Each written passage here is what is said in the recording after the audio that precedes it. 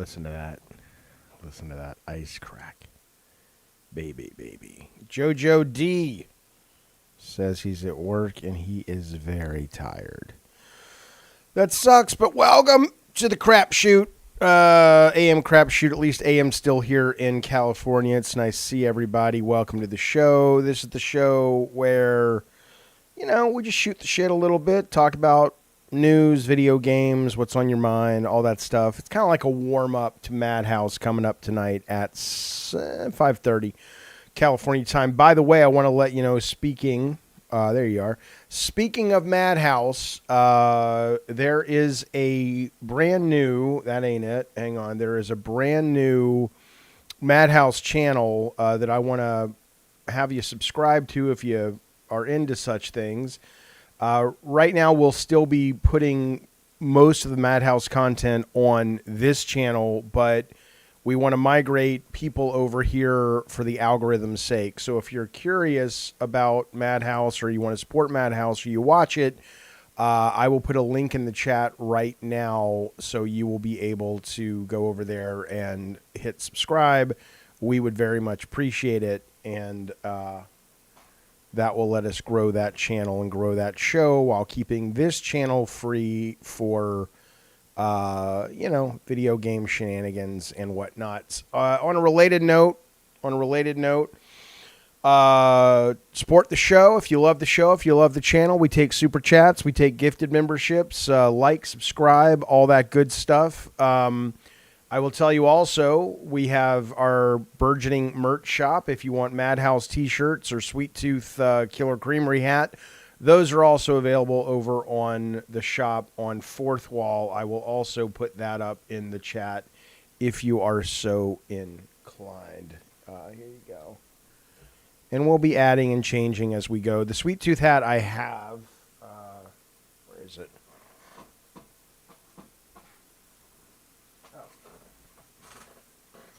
I like this hat. They make a good hat. I'll be getting one of the Madhouse t-shirts in the mail hopefully today.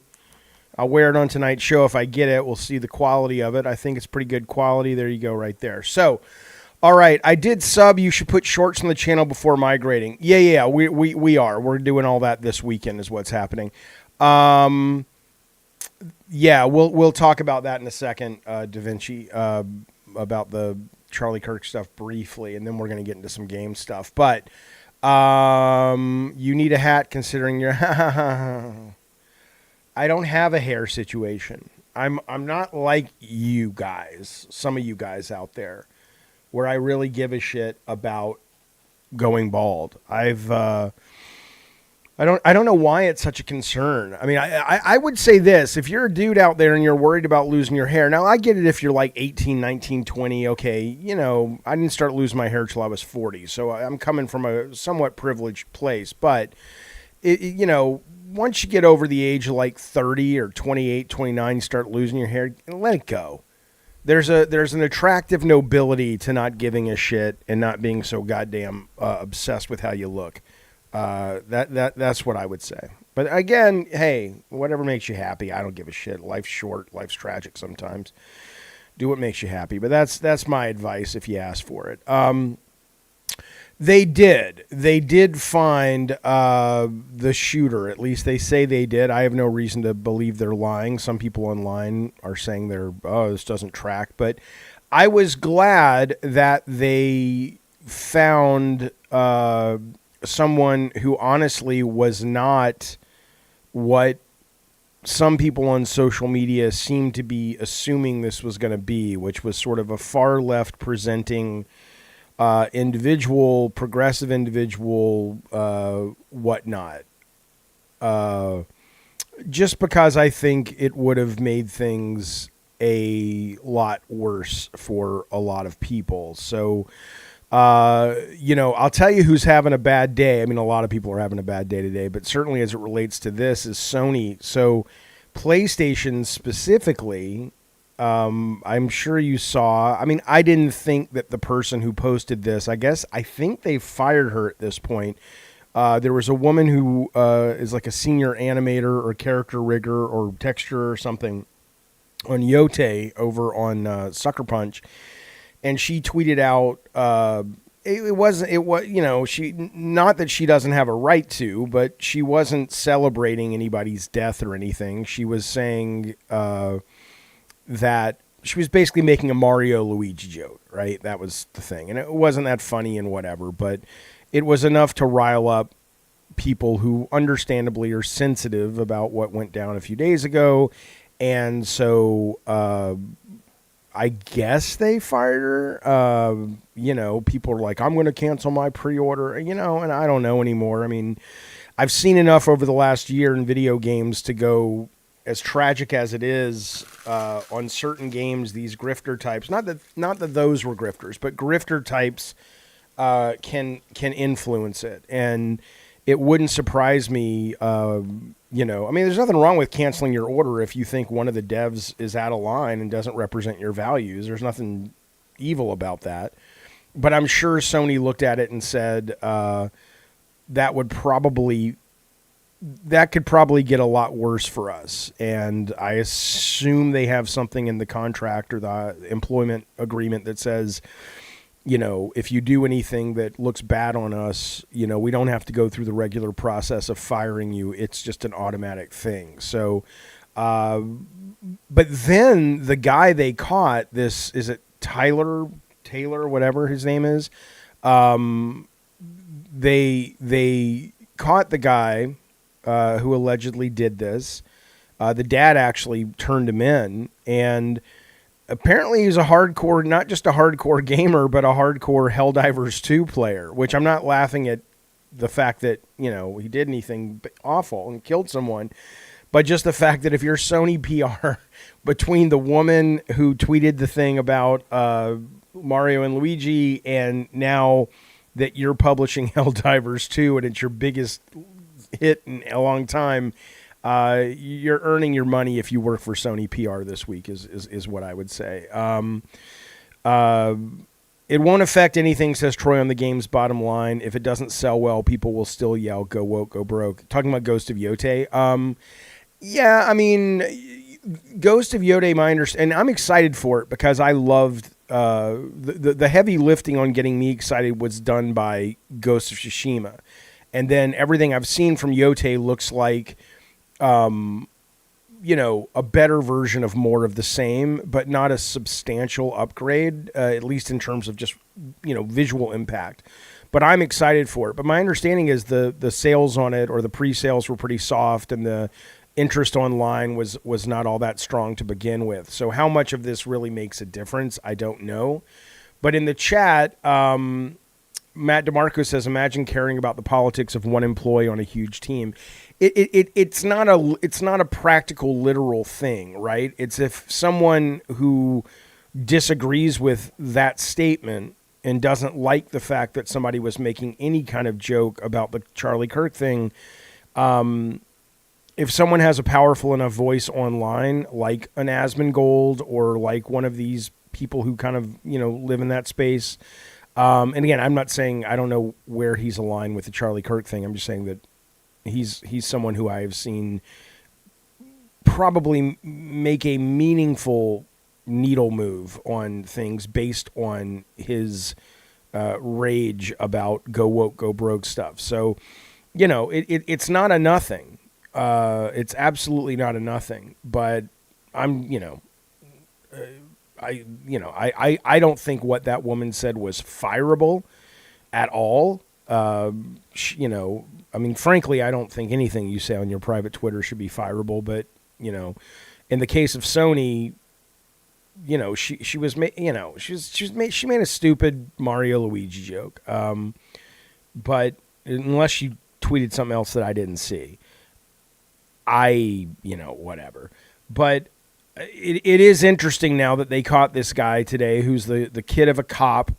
He was raised with guns. He's not this purple hair lefty that the right was making out to be. The one thing I do want to point out, though, that is nothing staggeringly new to point out, but I think this week, at least on social media, frames it really, really well, is I'd like to hope the left and the right this week can recognize, not politically, but recognize themselves in the other side, because it has been so interesting to me to see the right piling on the left this week, and what they accuse us, and I say us meaning, I'm a progressive, what they accuse us of is exactly what we have been trained to think about them. And I use those words intentionally. We have been trained to think about them.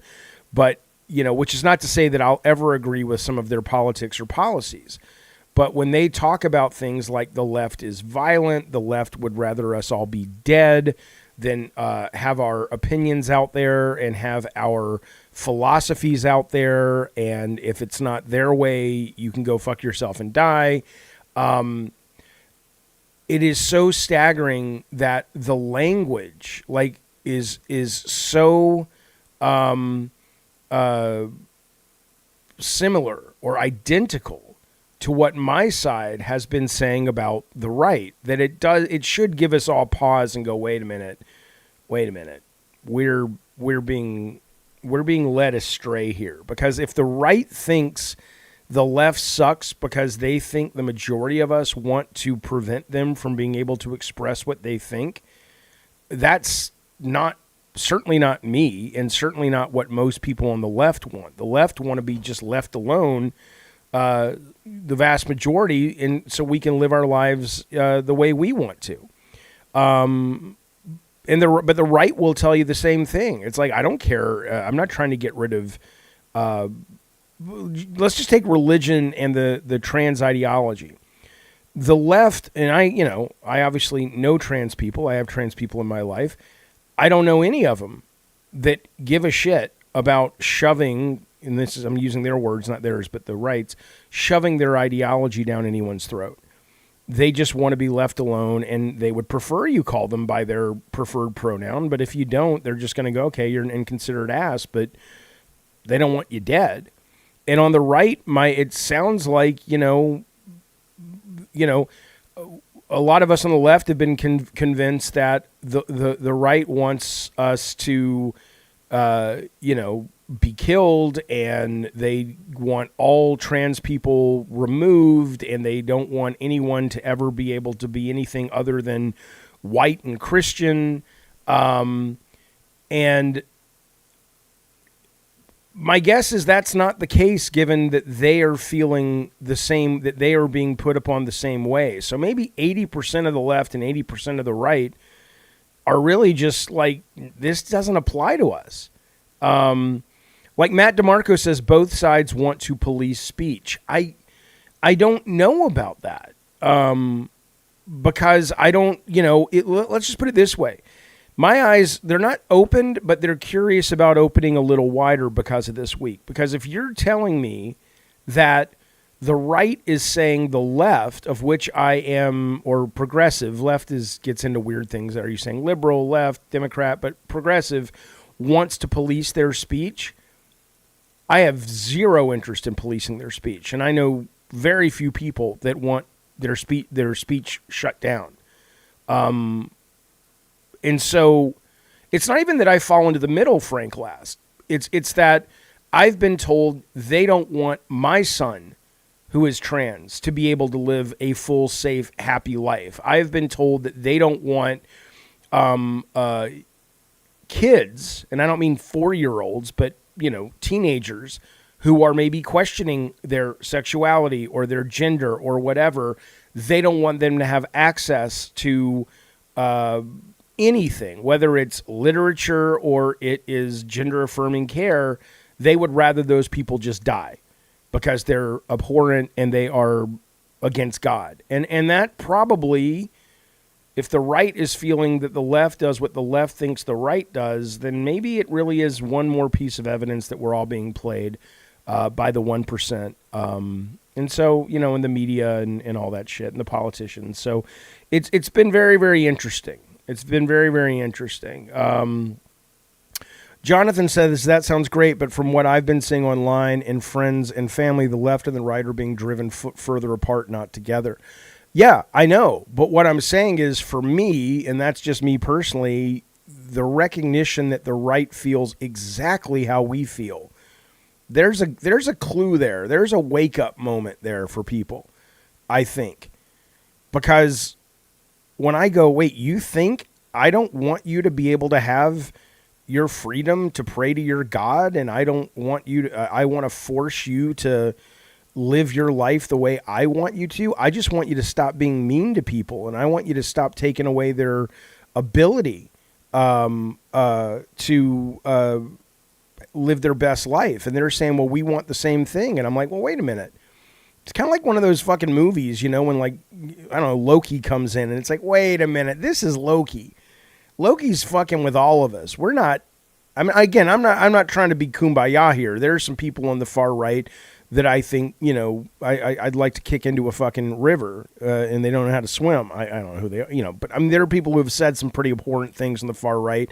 I imagine the right can point to people on the left that have done something similar. I'm talking in general, though. So it's been interesting. It's been an interesting week, a sad week, but I am glad, if this is the guy who did it, that they've caught him. You know, I'm glad that he's not the stereotype that the right seemed to think he was going to be. So hopefully that'll, you know, tamp things down a bit. Da Vinci says Howard Taft, member of Skull and Bones, created grassroots politics, which is legal bribes to politicians from corporations. Bush said corporations are people. Well, the Supreme Court said that too. Yeah, no, I mean, the idea that there is some organization, you know, I mean, most people I think are too busy and not really that interested in trying their best to manipulate other people to that extent. But do I think there is a certain kind of brain that says, you know what? We can play all these motherfuckers and get real rich and real powerful doing it. And they happen to congregate in a little club they made up called Skull and Bones, like a bunch of fucking idiot Goonie pirate fans or something. Sure, I would believe that. I would absolutely believe that. All right, well, let's move on from that, unless you guys want to talk any more about it. But I do think it is interesting that there was a gamer angle there, which is just kind of like, wait, what? You know, now they're going to blame Helldivers? Come on, give me a break. I mean, they haven't done that yet. Most people don't even realize yet that that's from Helldivers, a lot of that stuff. I know this is old news, but I wanted to have a moment where I could express it succinctly, my opinion on this. There were two former Xbox employees. Pete Hines from Bethesda came out and started this discussion, and then it was, I think I have it up here somewhere, it was a woman who worked there as well, who was kind of echoing what he said. But this was the Game Pass thing, right? And I just want to be, clear about this, my take on it. He says, and I had the right article up, and now I can't find it, so bear with me if you would. Hang on. Here we go. Yeah, it was Shannon Loftus, the former VP of Xbox. She agrees with Hines' assessment of subscription services. He did not like them, subscription services. He says they are not valuing and rewarding what the teams are making. It's hurting a lot of people, including the content creators. And then she went on to say, Game Pass comes at the expense of retail revenue. The majority of game adoption on Game Pass comes at the cost of revenue, she said, from retail, unless the game is engineered from the ground up for post-release monetization. The reason I have a real problem with this is that it's painted in such a way that, see, this is bad, right? What we love about games, which is what we know about games, and the developers who make the kind of games we know about and we've gotten used to, they're hurting. Thus, Game Pass is bad. And I'm kind of looking at it and going, but that's not how it works. The art form, as I've said before, the art form always is malleable and serves at the pleasure of the business model. So while, Game Pass, assuming it is successful and they think it's going to grow and be more successful, or regardless, it's the system they're using at Microsoft, just because it comes at the expense of retail revenue. So what? I mean, a lot of things come at the expense of retail revenue, including a better mousetrap that someone built. So if the audience has said, we would rather spend our money for gaming on a subscription service versus retail ownership, that's not a bad thing. That's just what the consumer has said. Oh, we like this new flavor of ice cream that you're serving. But the biggest thing she said that I take issue with is she says the majority of game adaptation on Game Pass comes at the cost of retail revenue unless the game is engineered from the ground up for post-release monetization. And I'm like, well, yeah, but that's like saying that a game doesn't do well at retail for $70 unless it's at least 60 hours of gameplay. And so thus it comes at the expense of what the developers actually want to create. She's basically saying if you don't build your game from the ground up to have post-release stuff in order to keep people subscribing and paying, it's going to have a hard time getting a green light at Game Pass. Well, why is that any different than the retail days when if you don't go to marketing and say this will be a 60-hour game, and in that we've put a lot of padding in the design and we've literally hurt the product because we have to justify that $60 price point or $70 price point, it's just a different way the business model is affecting the medium and the art form. But they're presenting this, and the media is running with this when they're reporting it as if they have some kind of point. And the only point they have is the old model's going away because the audience is embracing a newer model, it seems. And in that, the art form will adjust around the business model. Well, yeah, but Jonathan says, I get what you're saying, Jaffe, but it's also at the expense of single-player or story-focused games. Well, that's not really true because, I mean, if you look at two of these games, they're talking about Starfield and Indiana Jones will likely lost out on millions in retail sales due to Game Pass. Maybe they did, but those are both single-player games, and they're still getting more and more content. But again, though, I understand personally, and again, single-player games are not going anywhere, but they might be going. You're going to get less of them at this budget, that's for sure. But the bigger thing, though, is that if the audience is showing that they're accepting of service-based games and not single-player games, well, then that's what the audience is demanding. So it may come at the cost of single-player games. I don't think it will, except at a large budget. But ask yourself, the retail model that we have today, as cost went up because people wanted better and better graphics, came at the expense of Sony first party doing more unique, interesting titles. It came at the expense of I don't think we could ever get a game like God of War greenlit today because it was designed to be as long as it would be without any padding. There's no backtracking in that game intentionally, except the backtracking that exists to make the world feel like a real space. So when you come back to Athens at the end of the game, it's not because, oh shit, we need more gameplay. Let's just reuse Athens. We've already built it. In fact, most of Athens you come back to is new assets and new level design. You come back to it because we wanted you to feel like, okay, the story is wrapping up and this just wasn't like the Athens level, but this is like a real space. But if we were to pitch God of War today, they'd say, okay, you can make it, but 12 hours, 8 hours, that's too short. That's always been the way it's been.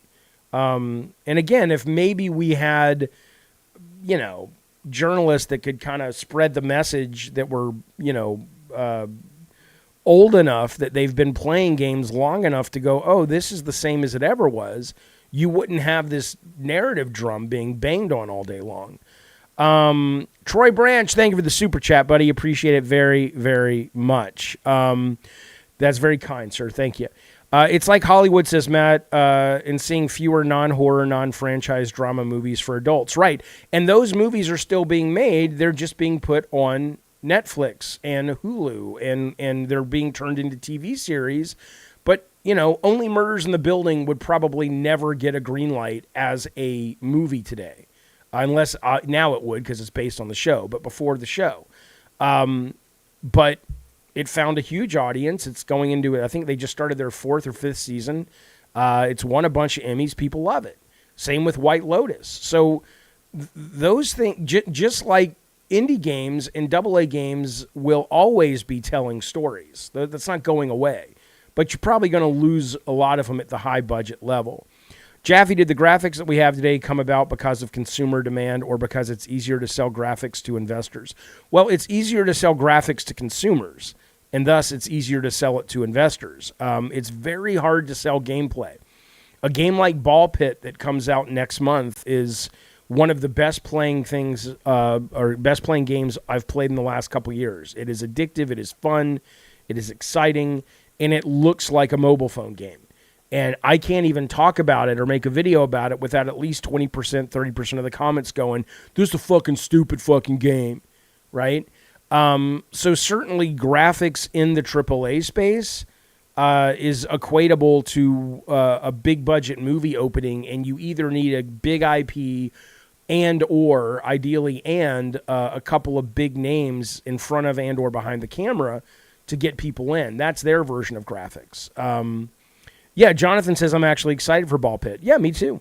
Me too. But a lot of people look at it and just go, if you don't know, I'll show it to you just so you get an idea what we're talking about. And the demo's available. I know it's on Steam. I don't know if it's on anything else.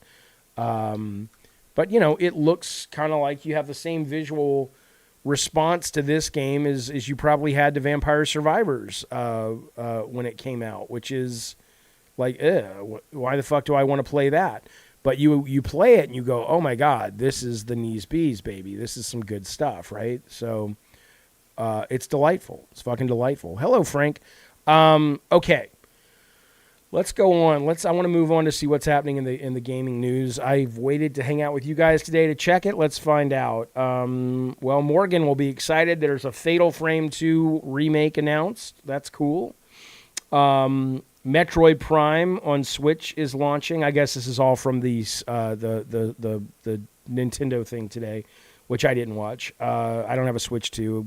Right now, they've shown nothing that makes me want to get one. Metroid 4 Prime is going to be launching for December 4th. What else? There's DLC coming now for Bonanza, which, again, it's available today, and there you go. There's a single-player game that is still, making money post-sale. The Virtual Boy is coming back, says Jonathan. Why? Let's see. Game developers celebrating assassination of Charlie Kirk. Sucker Punch, Bungie, The Coalition, update, Sucker Punch dev fired. We already talked about that.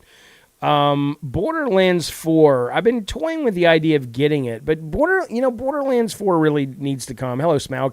Borderlands 4 really needs to come with friends passes for a couple hours, because I was going to buy it and stream it, and then I'm like, well, what if no one else has it? And I know you can solo that game, but it's clearly designed to be a multiplayer co-op game. And I'm like, you're basically asking for that game to be played, quote, properly for an investment of collectively $280, right? Because you need 4 copies of it. That's weird, man. But hell, I think it's doing really well. Concurrent players on Steam, so they must be doing something right. Let's see. What else happened today? Yeah, Virtual Boy. What? I just whipped the sucker. What do you mean it's coming back? Are they Virtual Boy is the new NSO consoles. What's NSO? Nintendo's making a Virtual Boy replica. God, who the fuck? Man, nostalgia, as they say, is very much a hell of a drug. Anybody who's actually longing for the days of the gameplay of Virtual Boy, go with God if you enjoy it, but Jesus. Who the fuck wants to play that? Let's see.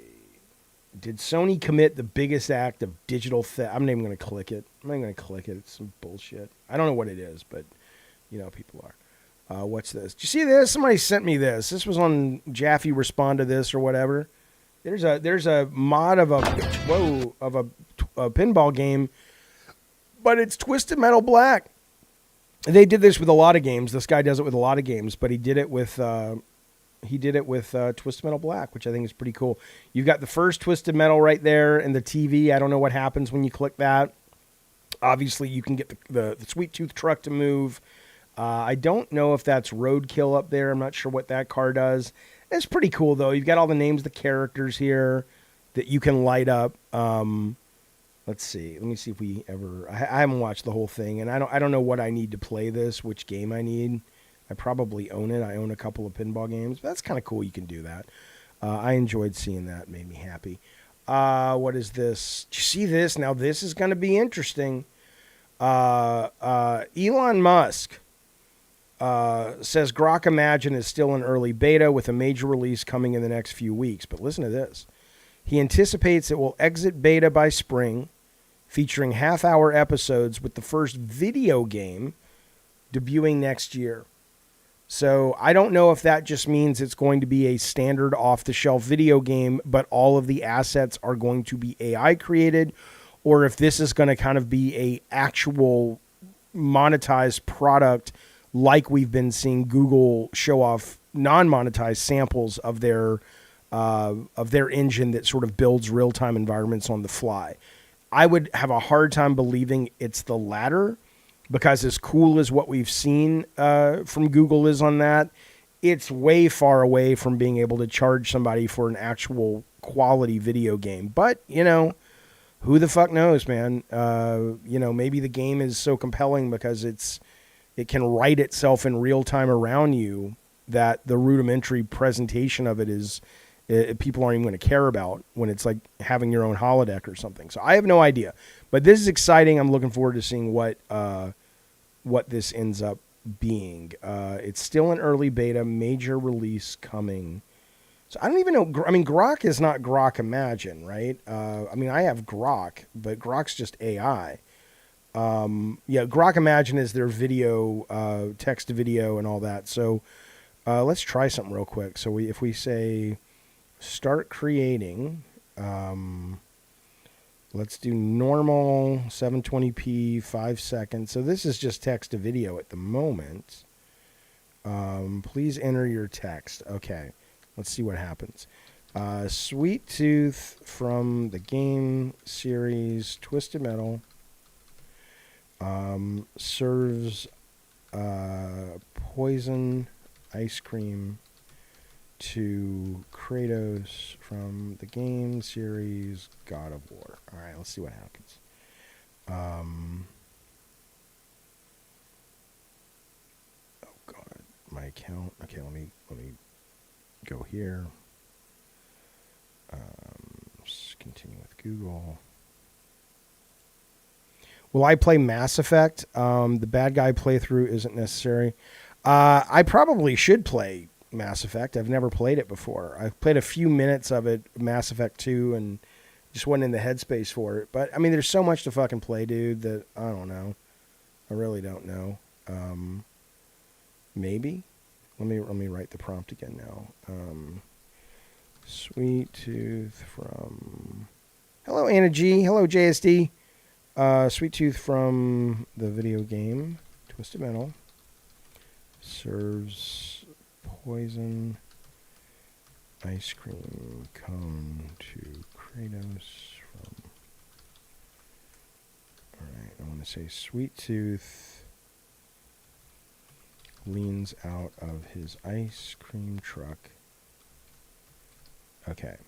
So the prompt is Sweet Tooth from the video game Twisted Metal leans out of his ice cream truck and serves poison ice cream to Kratos from God of War.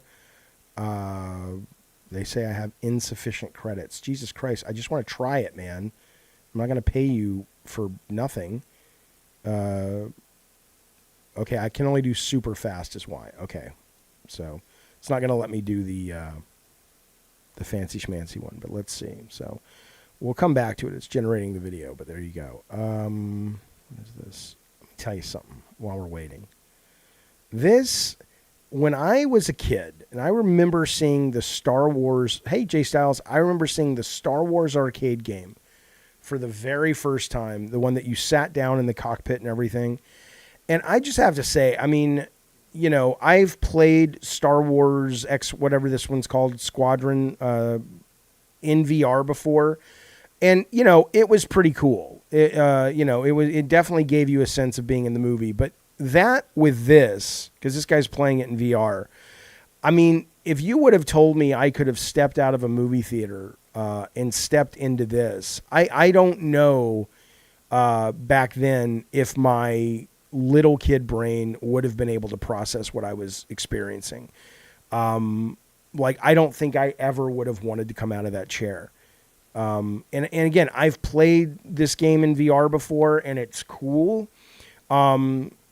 It wasn't cool enough to make me go, I want to play VR all the time, because ultimately the sense of presence wears off and you're just kind of left with the game, and the game was fine, but I don't know, man.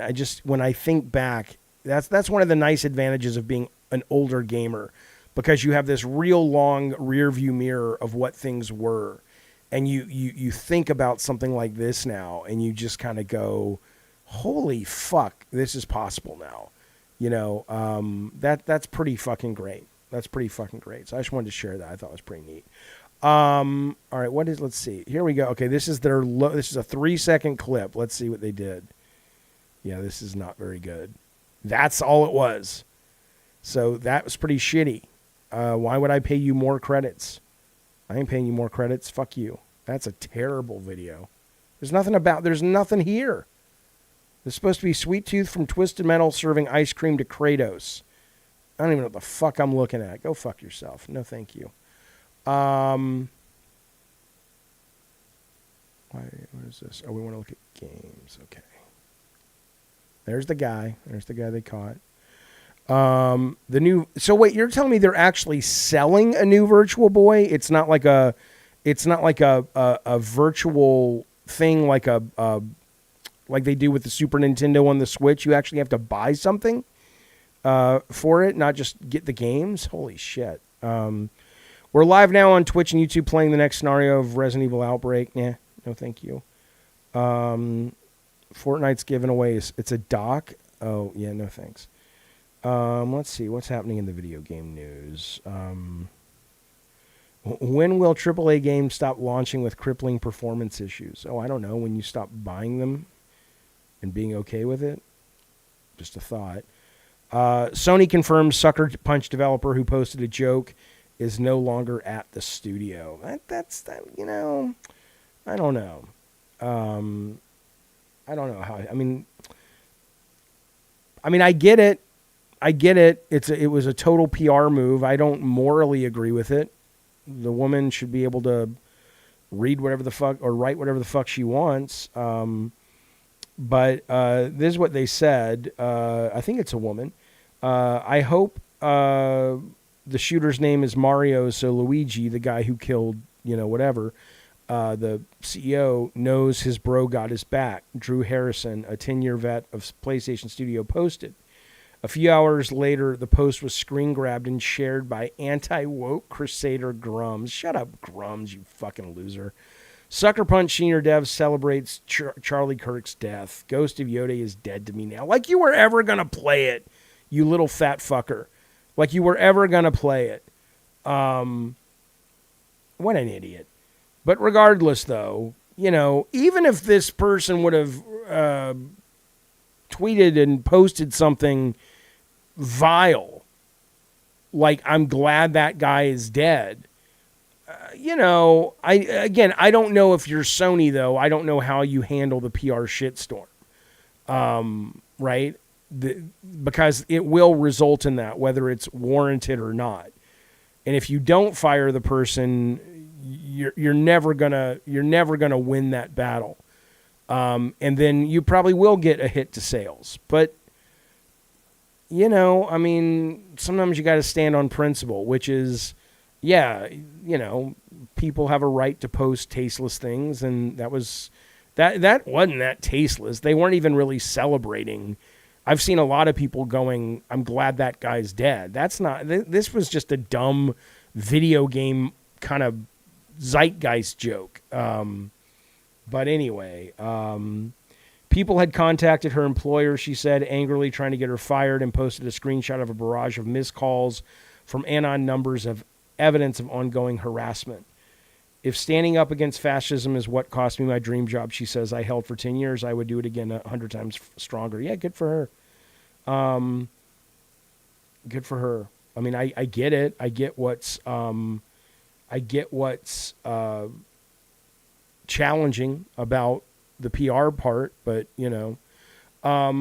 Mighty Keith says, this guy, I haven't read this, Indie Mian, says, Ghost of Tsushima sequel stars a Japanese woman because, of course, it does. They can't help themselves until every franchise that was built on masculinity is replaced by women. Ghost is hopefully a smaller spinoff, blah, blah, blah. It's a game, says Sean Layden. If you don't like it, don't buy it. In fact, why not make the game you want yourself? Yeah, I mean, I agree with Sean 100%. Yeah, I can't stand these people, you know. I think, but again, see, that's the problem, right? So when we were talking earlier about the right and the left, like, where do you put Grums? Like, do you think someone like Grums is actually going, I feel the left is trying to take something away from me? Or do you think he's just grifting, right? Because the right thinks the left is trying to take something away from them, and I don't know many people on the left or the progressives, including myself, that want anything other than just to be left alone to do what they want to do. So I don't, you know, my default setting is to come at Grums and go, he's a piece of shit. But I guess what I would say, though, is even if there are people that feel this way about video games, let's just take him at his word, okay? If Grums really feels like a game that has a woman in it now, or any of these people, he didn't say that it was this other one, but I'm sure he agreed, or I imagine he agreed, has a woman in it, I'm not ordering it, it's bullshit. I mean, that's fine, but just shut up about it. Just don't order it and go play something else. Why do you have to make it into... I mean, you have a right to tweet about it, but, you know, everything's got to be made for you. You just had from Sony, you just had Stellar Blade, for God's sakes. TNA as far as the eye could see. The game before this had a guy in it.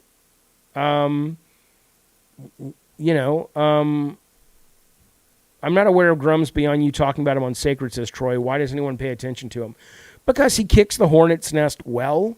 He had a little bit of cliche of cachet because he had worked on some games and stuff. But now he's just, he's built a little bit of a cottage business around the idea of stirring up the right-wing people about video games. And he's like, oh, I guess this pays the bills. I guess, I'm guessing, but that's why. Yeah. So I don't know, man. I don't know how to feel about it. I don't think this woman should have been fired. I think it's look, just because it's a bad look for Sony, I don't think they were ever going to get out of that one alive, right? If they didn't fire him, they were fucked. If they did fire her, they were fucked. So, maybe I just don't know. I don't know. There's probably no lawsuit. Sony's very careful. Like I've said earlier, they probably had some kind of deal in their employment agreement that's like, hey, you can't, hurt our reputation, and that's, would get you immediately fired, blah, blah, blah. But it, and just because it's a bad look doesn't matter, but it is a bad look. It is a bad look. I don't know. I haven't seen this yet. Annapurna's got a Lego game coming out. I'm excited for it. I hear it's really good. Let's watch it together, shall we?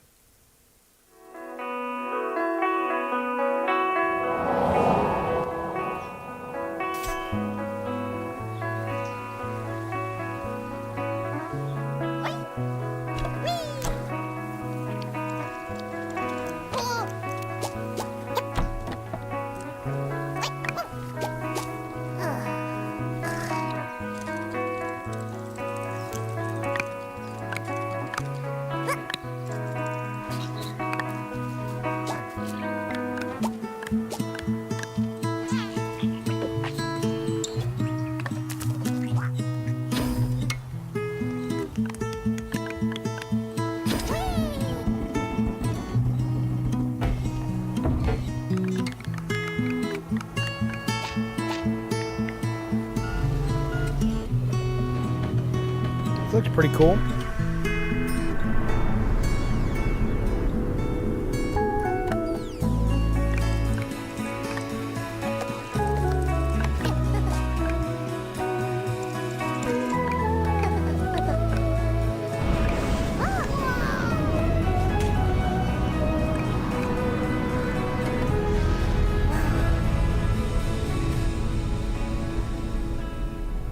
It's Annapurna, so I'm interested. I like Lego, and that looks pretty fun. Now, it is going to be, I think it's co-op only, 2-player co-op. So hopefully it'll come with a Friends Pass. Yeah, it says the game will feature a Friends Pass, just like Borderlands should have, at least for a couple of hours. Abso-fucking-lutely.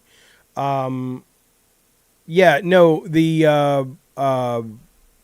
the dev was probably never going to get away with it, says Da Vinci. Shame. Well, yeah, that's one of the reasons I would never fit in at a company like Sony anymore. I would be let go within a week, which is fine. I mean, it's their right to do that, but I don't know. It's hard for it not to be on your mind. It's dominating everything.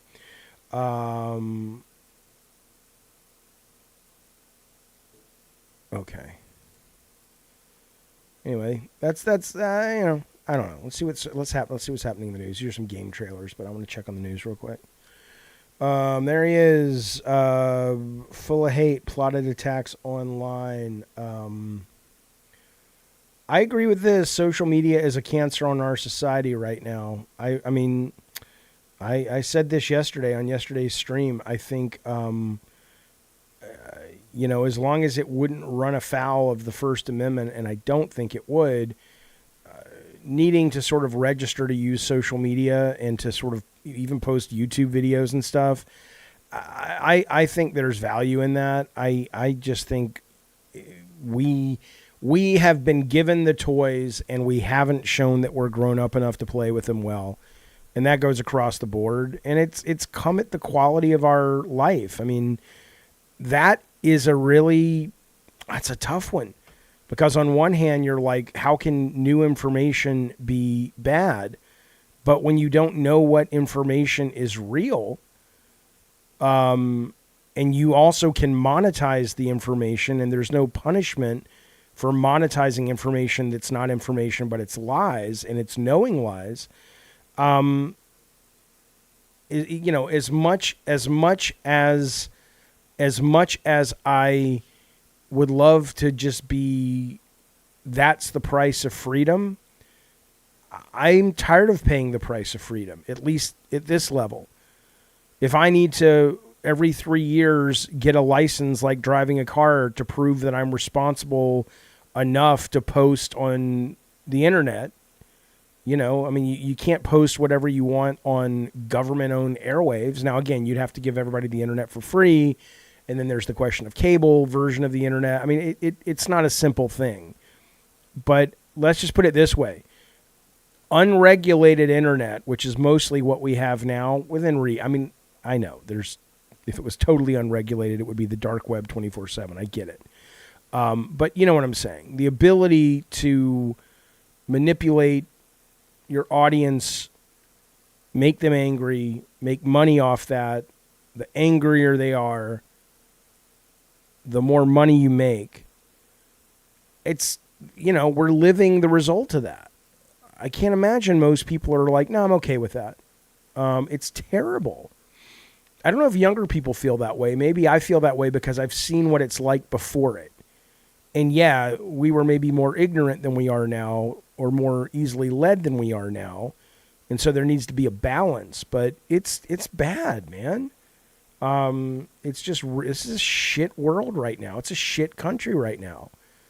And I mean, if people are going to start picking up guns and shooting people that they don't agree with, you better at least fucking hope you actually know what the fuck they stand for before you shoot them.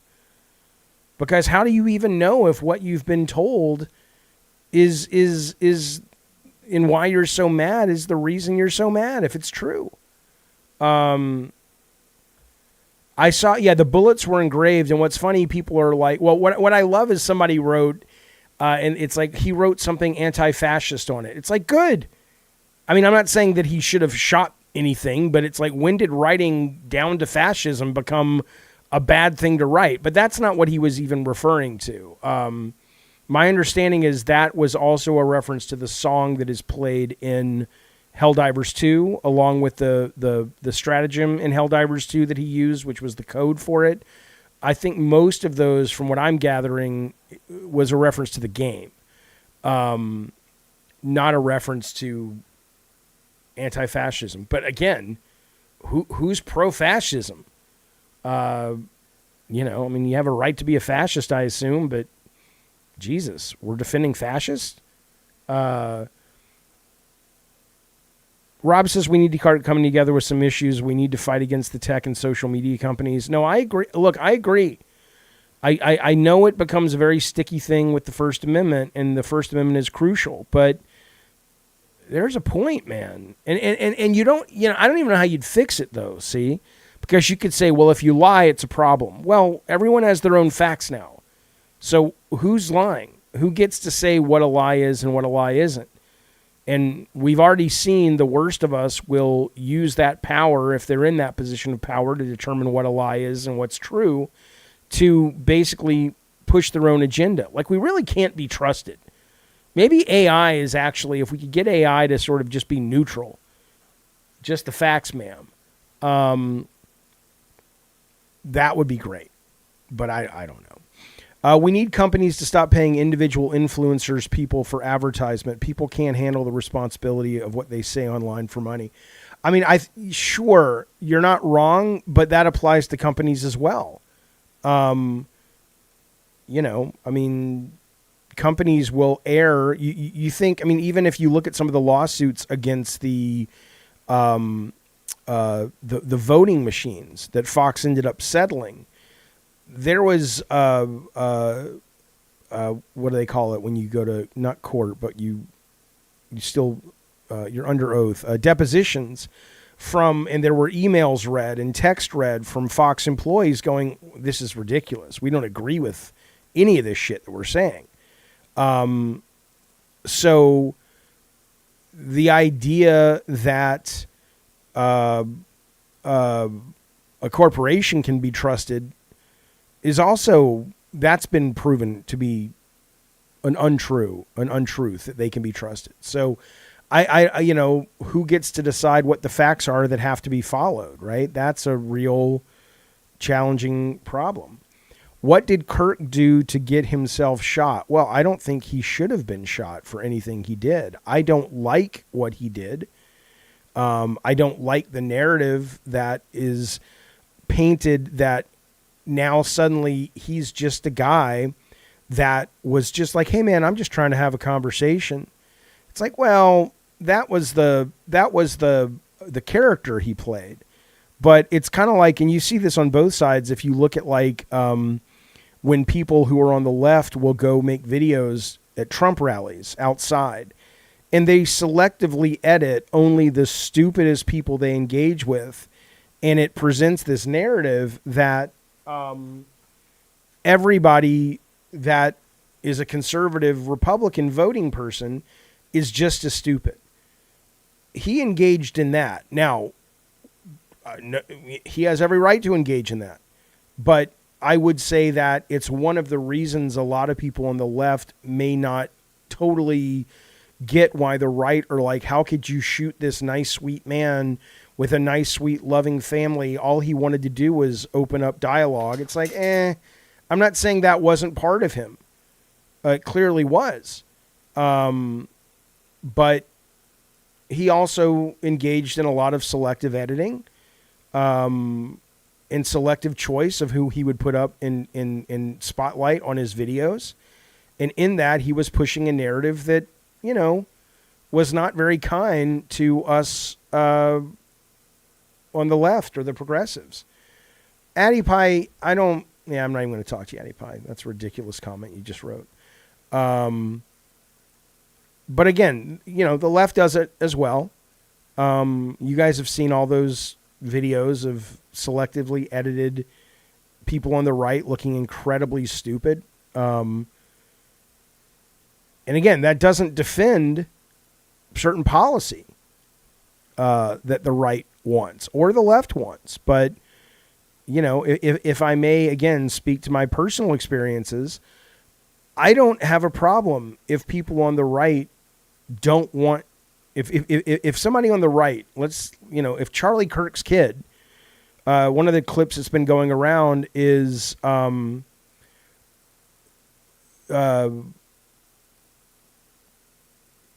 that, if your kid got pregnant at 10, he said he would make her carry the baby to term. Now, I think that's ludicrous. I think that's ludicrous, but, it's his kid. He's the parent. Unless there's, I think that would be a terrible thing, but I'm okay if he wants to raise his kid that way, which I think is abhorrent, but I allow it in the sense that, legally speaking, I'm like, look, man, I think it's dumb. I think it's dangerous. I'm going to express that, but I respect that you're the dad and you're the parents. Do what you got to do. I don't want the government stepping in. I would like the same respect for the trans community. I would like people to go, okay, I get, in my opinion, that you don't have the education or life experience with trans folks to understand the value of gender affirming care. And I get that you think it's awful. And I get that, just like with anything else, there should be some regulation. Like, you don't want to be making decisions for a kid who's 4. But when a kid gets into like adolescence and stuff, I get you don't like it. I don't need your laws telling me what I can and can't do with my kid. But we're protecting your kid. I don't need that. My kid's fine. Just like you don't need me to tell you that if you want to have your child carry a baby to term, as much as I think it's crazy, do we really want to live in a world where one side is policing the other? It's, I'm sure he did mean it. Jonathan says he was super pro-life Catholic. Right. But it has to go both ways. It absolutely has to go both ways. Vert says the right does it too. Oh, the right does it plenty. Social media has amplified lots of context in service of sound bites. Cable news and MSNBC started that. Mainstream media started that down the road by capitalizing on the news. Right. What would you say to this clip, says Troy? What clip? I don't see a clip. So I'm not sure what you mean. But when this guy, whoever said social media is a cancer on our society, it absolutely is. And then you have to factor in the fact that last night, the FBI came out and was talking about being careful with social media because you've got people in Russia, you've got people in China, in other countries, and that are basically trying to stir the pot to get us to fight for their own sort of political nationalist needs. And so you throw that in, and who the hell knows what's real? Aegon says it has to go both ways, but the right doesn't want that. They want it to go their way only. There are countless examples. Well, again, Aegon, that is the view that I have had. But when I hear the right going, they're saying the exact same thing that we're saying about us, that we say about them.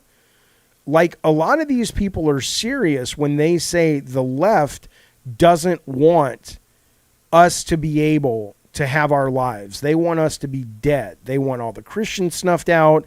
All they want to do is bring in capitalist or socialist ideas, and there's no capitalist.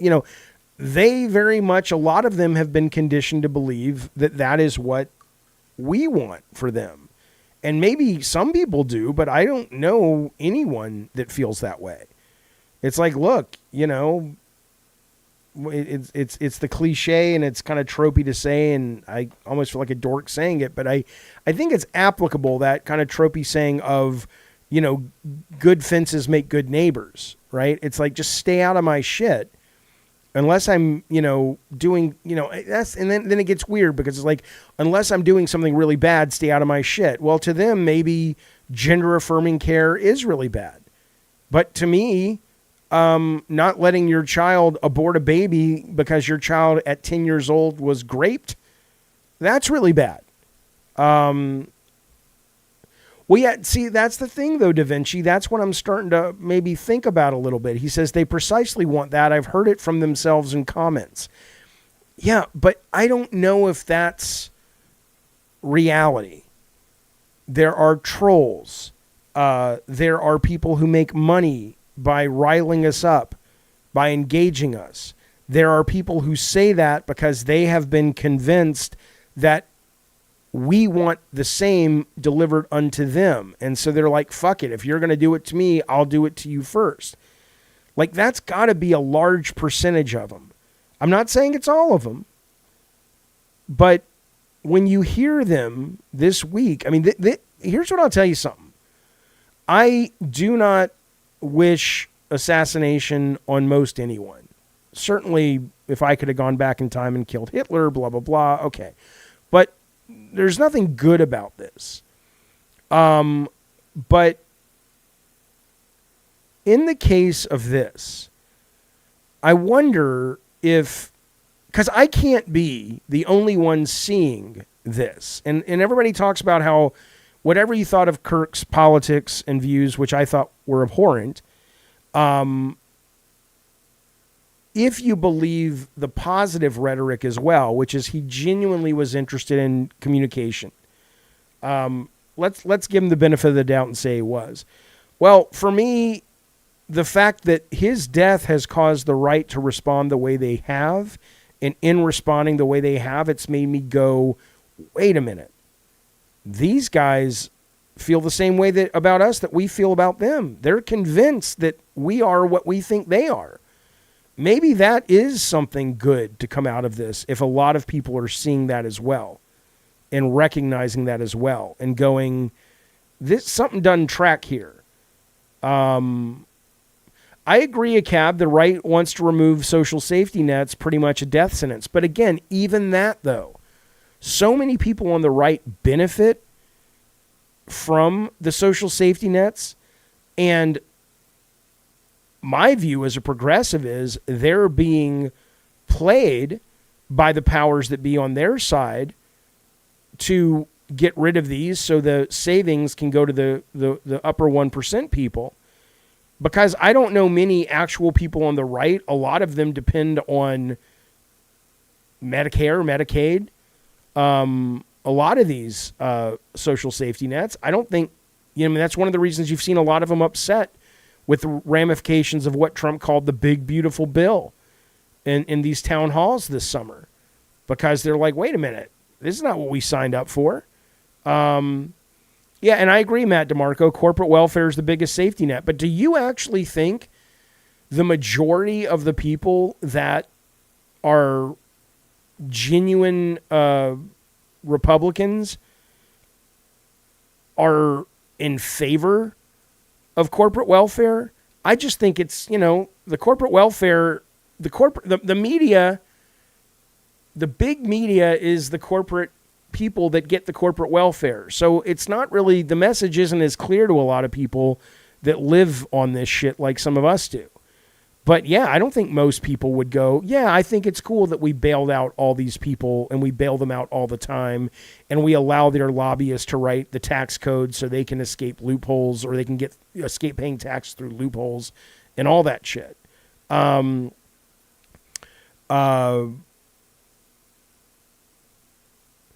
Da Vinci says it's what was recognized before Kamala lost. The right says it. Narrative is king. Rhetoric is dependable. It's being studied for its results by the CIA. Yeah, but we should be smarter. I think we Oprah always quoted Maya Angelou, when you know better, you do better, right? We know better now. So we should try to do better. Yeah, Troy Branch, I'm sorry, I'm not getting your clip. Can you just, it's not giving me a link. Can you just give me a 3 or 4 sentence descriptor? Because I've probably seen it. I just don't know what you're referring to. All right, let's see if there's anything in games or...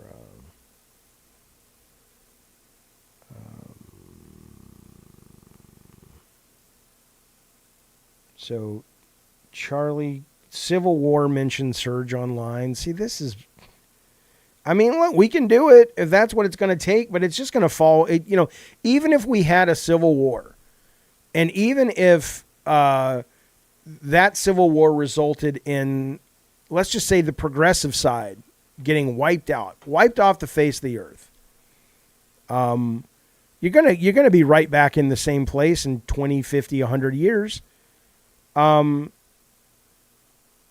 probably the same with the left. Okay, let's see his most controversial claims here. And again, just because I disagree with him, I don't know what he's advocating for, but I can, as long as you're not trying to take anything away from me that I value, you can have an opinion. And he said some nasty shit about black people, trans people. But I also, what I understand from other people is he didn't hate gay people, is what I understand. He didn't agree with them, and he thought they were probably going to hell, and he'd like to see them think the way he thinks. But I don't get the sense that he was out there, advocating for death, but maybe I can't really speak to the guy, really. I don't want to act like I know. I don't know enough about what he said to be able to tell you what his aim was, other than he was a selective editor, but, he was monetizing it like a lot of us are. Let's see. Okay, he refused to accept transgender people or that a person could identify as a different gender. He said he believed people who were transgender had a mental illness and needed brain treatment. He refused to use chosen pronouns. Known for quoting religious scripture, he once read a phrase from the Bible, a woman shall not wear a man's garment, blah, blah, blah. We mourn any loss of lives of the LGBTQ Democratic Caucus. It is abhorrent and has no place in the country. At the same time, we must recognize he spent his career spreading anti-LGBT rhetoric that put many in our community at risk. His words fueled harassment, threats, and fear for queer and transgender people, right? So, I don't know, right? I mean, that would be bad. And I don't know if you were to pull this guy aside and say, look, you can have your religious views and you can think what you want to think about things. But do you know, assuming that what the LGBTQ caucus is saying is true, that what you're doing is putting many in our community at risk? They're getting harassed, threats, and they're afraid for their lives, and you are helping fuel that. I wonder what he would say. Would he say, them's is the breaks, sorry, it's my right? Or would he say, I want to find a better way to express what I want to express without making the people who hear what I say feel that way or motivate them to act in that way? Like, I don't have that data. I don't know if you guys have that data. In the chat, you guys are saying he would not give two shits. Probably it would be the first where he'd just say them's are the breaks as a cab. And if that's the case, then there's further reason to dislike this guy. But I don't know if that's the case. Certainly no reason to harm him. But, and my trans son would tell you this idea. He says he refused to use chosen pronouns. This idea that the left insists, and that's a thing that's been kind of spread, right? That they want to force you to use pronouns. No trans people that I know do, and I know more than most. I know about 10 trans people. Most people don't know one, or at least they're aware they know one. But I know 10 openly out there. There are various ways of gender-affirming care trans people. Not a single one of them, whenever we have this conversation, is I want a law where you have to say my chosen pronoun. Never. It's always like it's always been, well, if I tell you this is my chosen pronoun, and you choose not to use it, I'll just judge you as an asshole. But just leave me alone. Leave me and my friends alone. I don't care what you do, but just leave us alone. And thank you for letting us know you don't care about how we view the world, and go fuck yourself, but you have a right to be here. I don't know about that. Curriculum in school forces pronoun use, Da Vinci. I would need some proof of that. I would need some proof that that if Fred comes to class on Monday and says, I am out now as a trans woman and I want her pronouns, where are you seeing that that's being forced? I'm now a respectful teacher, in my opinion, would go assuming that they were in a school district where the parents needed to be notified or not, and all the I's had been dotted and T's had been crossed, then I would say, okay, the teacher should probably not be a dick. But I don't think the school can tell the other kids that. But you'd have to show me. The evidence of that. Are students getting suspended for not using pronouns? Says one pump man. I mean, I don't know. I mean, again, there are things that both sides can push too far, and I think in that case, if you're not going to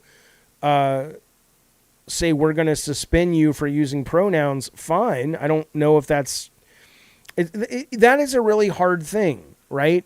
Because on one hand, you want to say, well, if you're sympathetic to someone, like, how is it any different? For example, if you're talking to a kid that is a transgender kid, and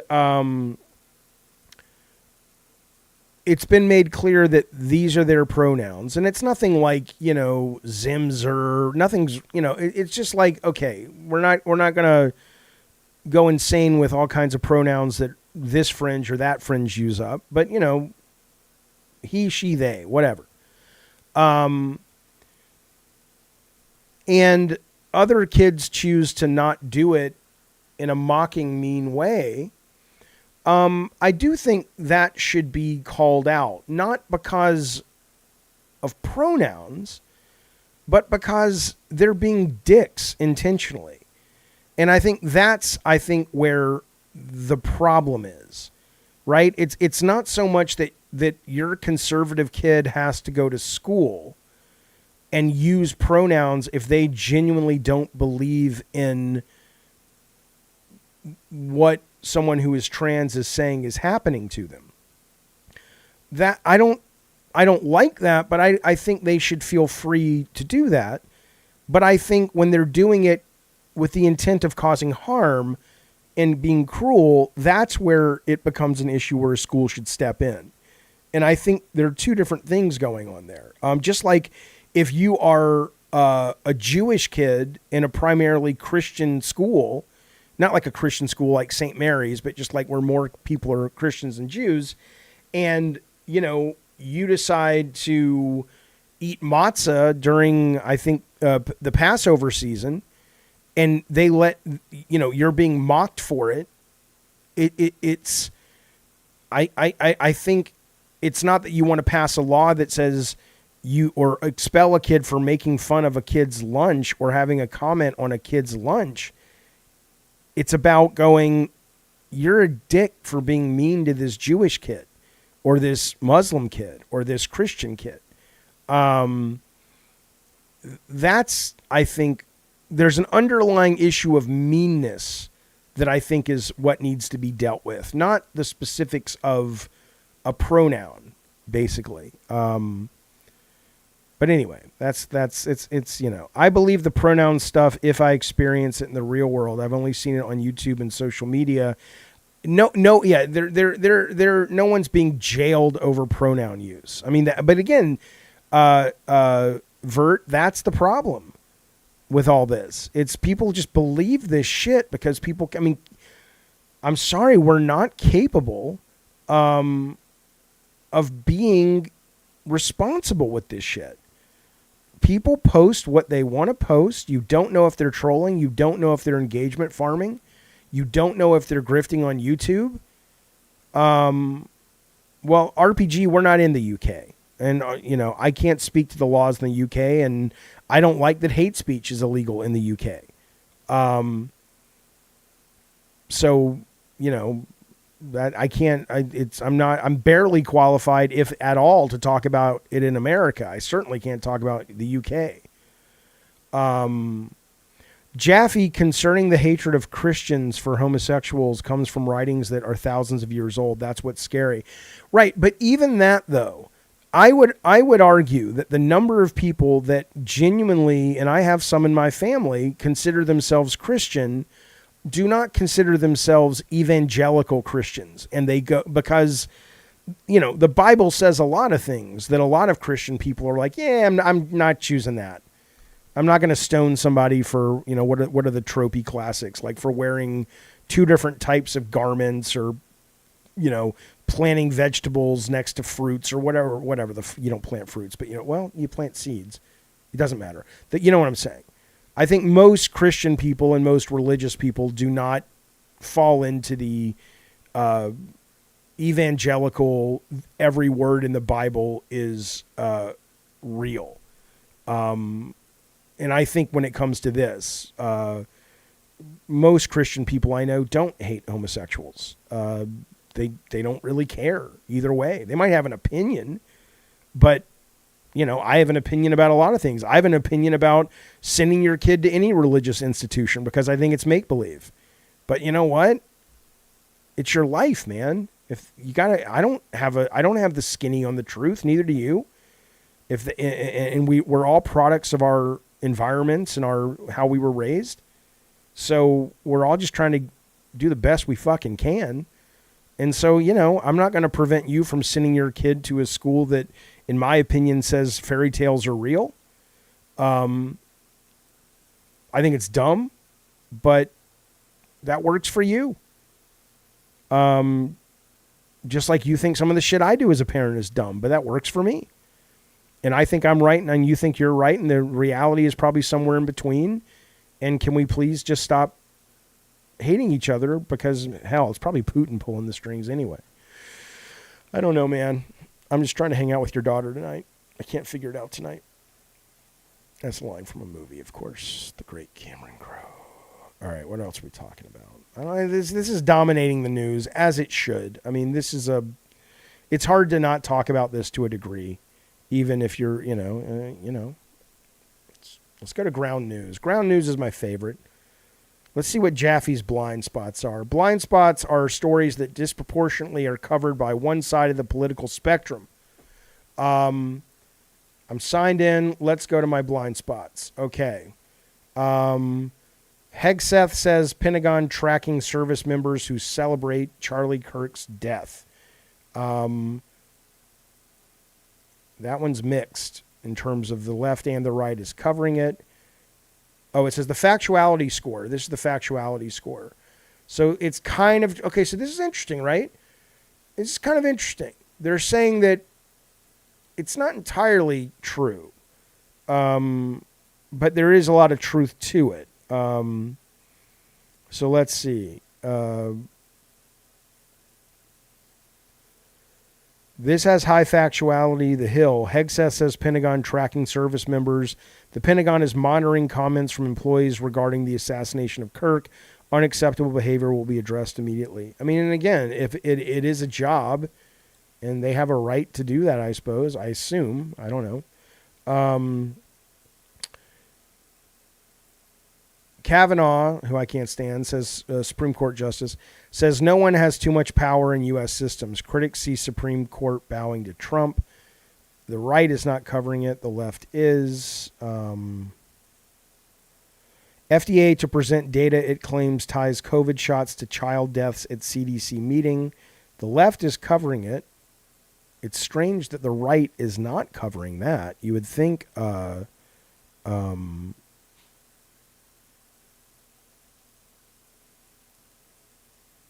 would think they would be all over that. 40 killed in latest Israeli strikes on Gaza. The right's covering it. The center's covering it. The left isn't touching it.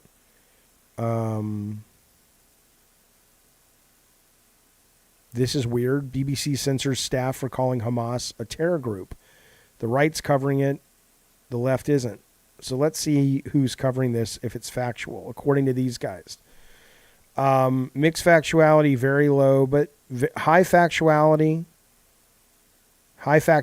coming from Deadline. So there are some news groups that are covering it. So, I mean, things like Ground is really useful, to me anyway, because it does open your mind a little bit to what's really going on, or at least how even the media you love, simply by making choices, are being biased.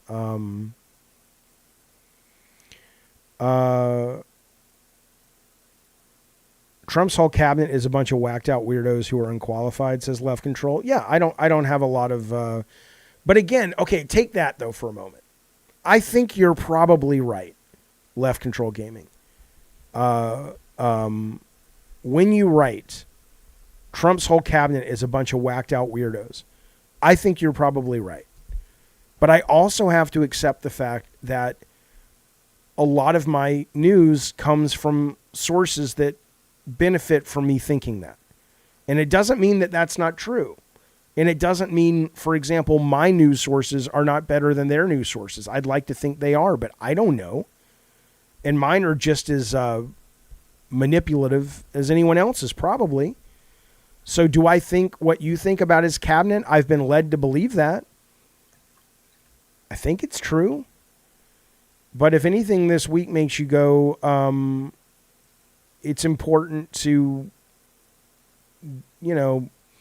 accept that both sides are have real big problems when it comes to manipulating for their own benefit. All right, well, that's all I got. All right, here's the deal, my delightful friends. We are back tonight. Yeah, you goddamn right. JSD says we need to all sign up for the one news app that these YouTubers are out. Sign up for this one. I've been trying to get these guys to sponsor my channel forever, but I don't care. I still will sing its praises. But I would love a sponsorship, Ground News, because I love you guys. But regardless, sponsorship or no, they're awesome. It's very helpful.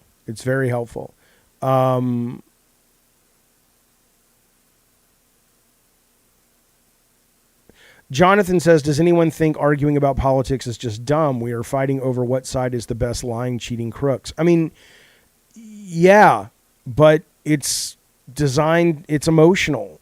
And it's, when someone says we want to pass a law to take away the First Amendment rights, the Second Amendment rights of the trans folks, what am I supposed to think? What am I supposed to do? Just not respond? I can't. It's an emotional button. I have a trans son. You're going to take away his Second Amendment right because some people don't I think you're crazy for believing in a God living in the sky. I don't think that, crazy people shouldn't have guns. You shouldn't have a gun. I don't really believe that.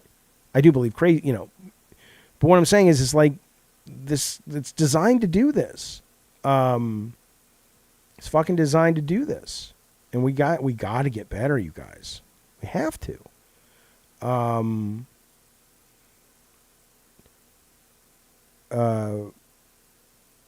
Yeah, Joker says people need to set their egos aside, be willing to be okay being wrong. Yeah, I'm wrong a lot.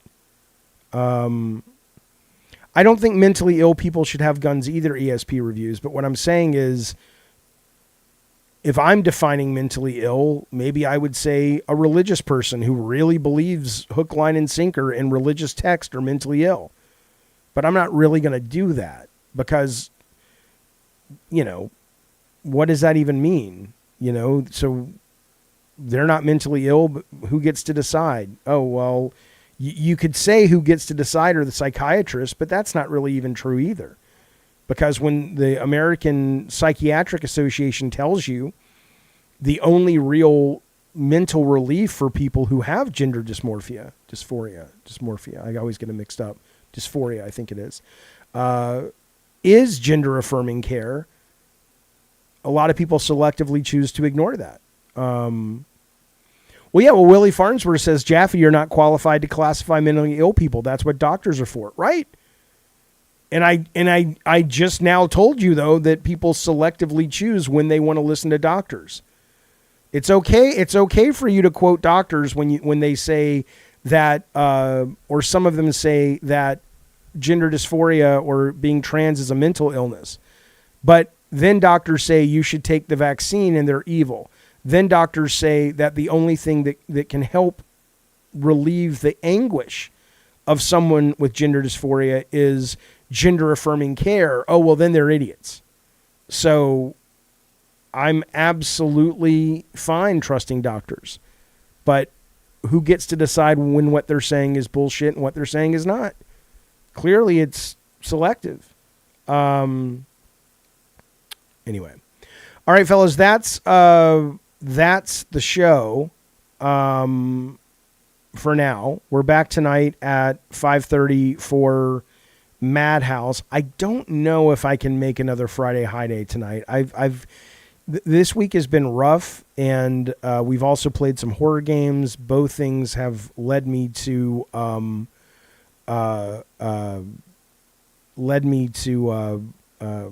smoke more pot than I really usually do or have any interest in doing. So tonight may be a normal Madhouse, or I may say, fuck it, we'll do a High Day. Anna says no. I don't know. I'm going to talk to Bunny.